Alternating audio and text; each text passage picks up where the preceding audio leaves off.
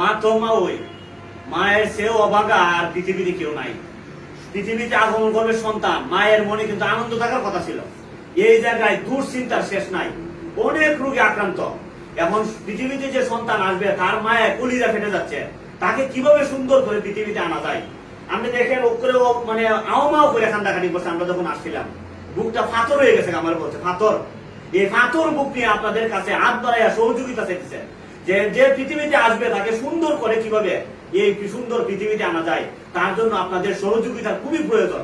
আমি বাড়ি ঘর কিচ্ছু নাই, উদ্বাস্ত অবস্থায় থাকে, একজনের মানে সহযোগিতাই বেঁচে আছে।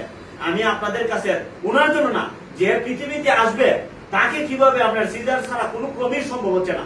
আমরা ডাক্তারের সাথে আলোচনা করছি। এখন আমি মানে তৈরির কাছে জানতে চাই, কি দেখলা তুমি?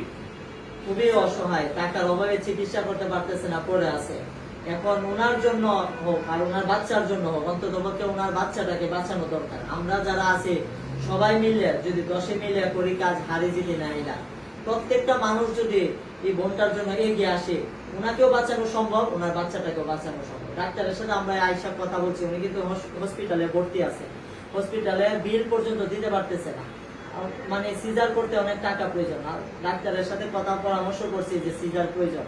এখন সিজার করে উনি চাইতেছে যে ওনার প্রথম বাচ্চাটা যাতে সুস্থভাবে ফিরে আসে, এই জন্য টাকার অভাবে সিজার করতে পারতেছে না। আপনারা যারা ভিডিওটা দেখছেন অন্তত পক্ষে সহযোগিতা করতে না পারে ভিডিওটা একটু শেয়ার করে দিবেন।